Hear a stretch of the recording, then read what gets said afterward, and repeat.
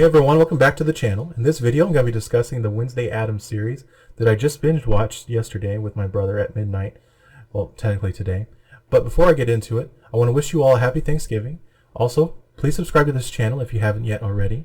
Hit the thumbs up button if you like this video and ring the bell icon to be notified when we post new videos. Anyway, let's get into it.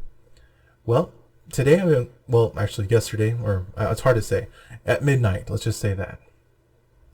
At midnight, we watched, my brother and I and my sister, we watched the brand new Netflix series Wednesday, or Wednesday Addams, or I didn't even pay attention to the title, but honestly, it was a great series. I'm surprised. It follows the adventures or the growth of Wednesday Addams. She's become a bit disillusioned with life and her family. She, I guess, doesn't like how her family life is like, and she's been kicked out of another school for defending her brother. And honestly, I was surprised how they portrayed it. It went pretty well. I thought it was hilarious. I mean, she absolutely destroyed a bunch of bullies that went after her brother. But it landed her in a hot spot. Because of this, she was forced to go to another school. And in this school, it was called Nevermore. I'm not going to reveal too much about this entire show because, well, it just came out. And honestly, I don't want to give too many spoilers.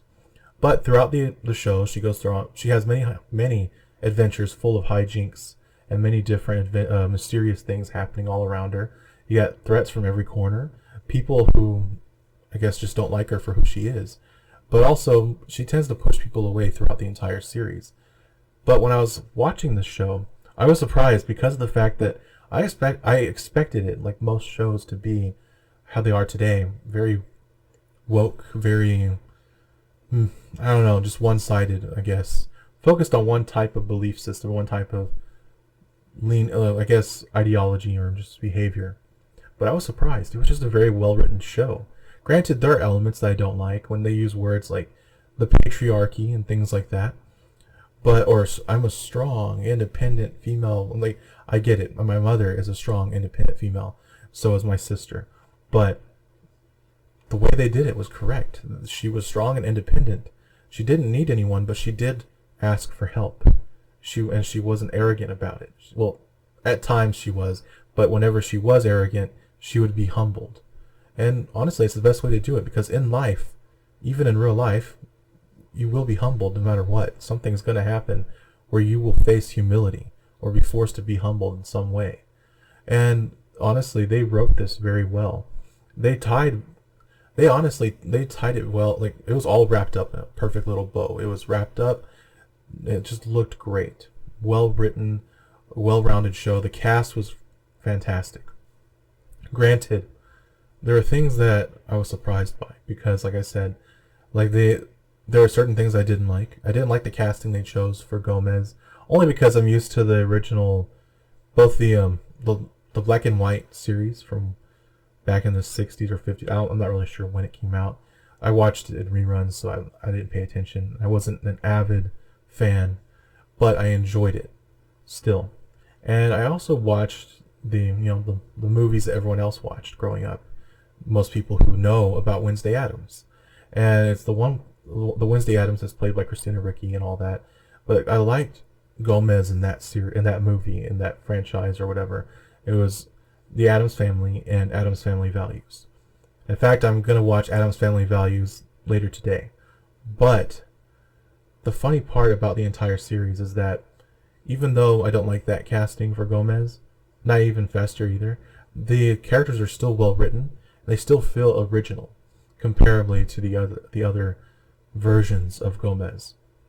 They're entertaining to watch, and although they're not always present, I feel like because the show is called Wednesday, it definitely is a perfect way to kind of play it off.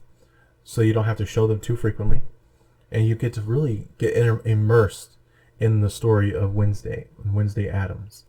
And she has all these new friends, in particular, well, not really friends, more like just people she knows from school, just like in life.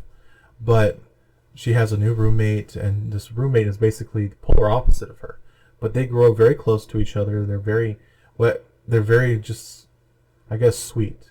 Well, I should say she is sweet, and her friend is sweet, or her roommate is sweet, but she herself is trying to keep her at arm's length. But you'll have to see the show for yourself to really see what it's like.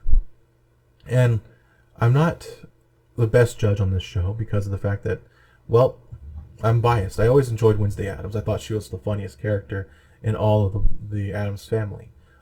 Granted, I enjoyed the brotherly bond between Gomez and Fester in the original movies, but when it comes to those movies, I always enjoyed seeing Wednesday Addams. I thought it was the funniest thing whenever she would show up.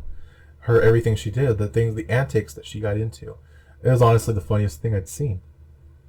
But, like I said, with this show, there are elements that I don't like and things that I do.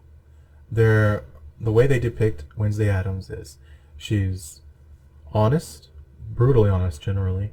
She's seeking the truth constantly to the detriment of her family and friends, and she's constantly pushing people away, and she's plagued by visions. But I'm not gonna, like I said, I'm not gonna get too much into it. You'll have to watch the show for yourself, and if you don't watch it, that's fine. Like I said, I enjoyed the show, and that's rare nowadays. I rarely get to see something I really like.